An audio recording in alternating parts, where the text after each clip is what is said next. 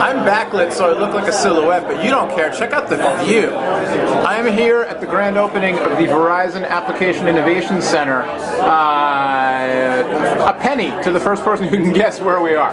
In San Francisco, downtown San Francisco, right down across the street from the Embarcadero and the Bay. It's a spectacular setting, and this is the all kinds of tech journalist superstars walking around. This is the grand opening of the Innovation Center. Verizon opened a hardware innovation center on the East Coast in Waltham, Massachusetts earlier in the summer. Today is the application center, waiting for the demos to get started. So let's take a look around.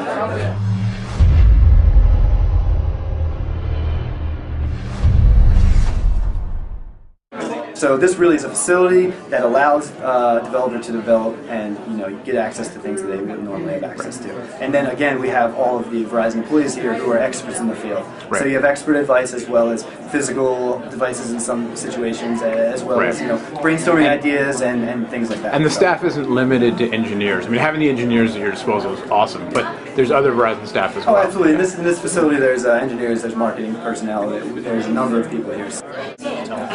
Gaming and entertainment. What's going on in here? We've got NVIDIA, we've got Samsung, Qualcomm, Snapdragon logo. Let's see what's going on inside. So we're here with Andrew Sophie from the Verizon Application Innovation Center. We're in the Dev Lab for gaming. Right, so welcome. This is a dev lab. This is a place where developers would be working on a typical day here at the Innovation Center. And what we're showing you over here is the Qualcomm MDP. This is a mobile development platform that uses the Snapdragon processor. It's a dual-core 1.2 gigahertz, so it represents the next generation Snapdragon, coming hopefully to a phone soon. So Andrew, we're running a 1080p 3D stream, basically two 1080p streams off of the reference platform? Exactly. So it's creating two 1080p streams off of the MDP, as you said. It's actually upscaling to 1080 right now, as things are improved to be actually fully native rendered in 1080. But right now it is in 1080. It's upscaled.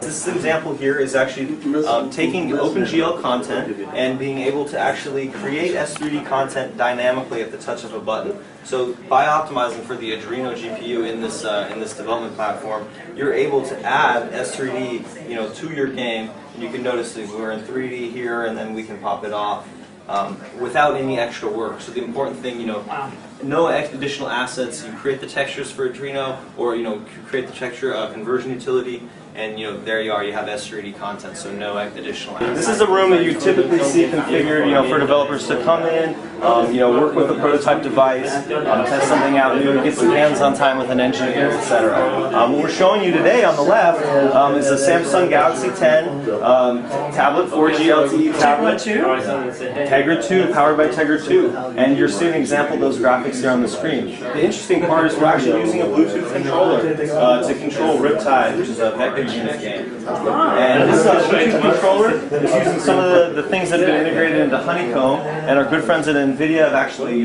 put together some great documentation to help you weed through the Google documentation. So typical thing, a developer would come in here, we'd help them kind of grab a hold of that NVIDIA documentation, point them in the right direction, maybe give them some tips on best practice, things we've learned along the way, and in the end, help them troubleshoot if something isn't going right.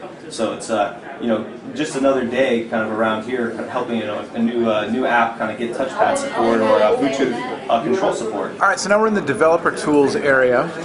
You can see your lovely sponsors there, and we're going to talk to Brett, who's going to show us a couple of very interesting augmented reality apps powered by Qualcomm.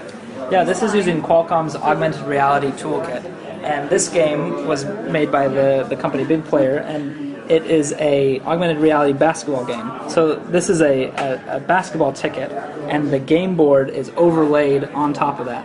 So as you see, when you're moving this around, it actually reacts in real time. Right, so this isn't just a graphic of a basketball court on the screen. This is interacting with the ticket. Correct. Which is what you just said. I had to say it again so I'd understand it, because, I'm a little slow sometimes. Yeah, I mean, you can zoom in on the guy, you can see their surrounding. It's built in 3D space, and then it just plays as the game board. It overlays the digital onto the physical. Can I harass him to make him miss a shot? You might be able to. Very cool. So this would be an idea of something you'd be at the game, you get your ticket, and then there's a little. I mean, it reminds me of a QR code, but Absolutely. but much more interesting to look at. It's based on the same technology as a Okay. QR code, using image recognition, and then just displaying a 3D environment on top of that. And just because people are going to ask, you're running on is this an Xperia? Yes, it's an Okay. Xperia Play by Sony Ericsson. Okay. Oh, the Play, right? Okay. Yep. And then Inch High Stunt Guy. Inch High Stunt Guy. This is an application that is not currently on the market, but it's you have this little stunt man that needs to complete an obstacle course. Let me pull this out back a little bit. Restart this. So the point is that there's these different objects that you have to place to help him complete his obstacle course. So I've got the little speed boost and the ramp, and when I hit go, he's going to do his thing, drive through, awesome. So you have to move the device around to keep him. You move the objects around. Move the objects around. Oh, I see. Yep. Okay. So like these are the movable objects. Right.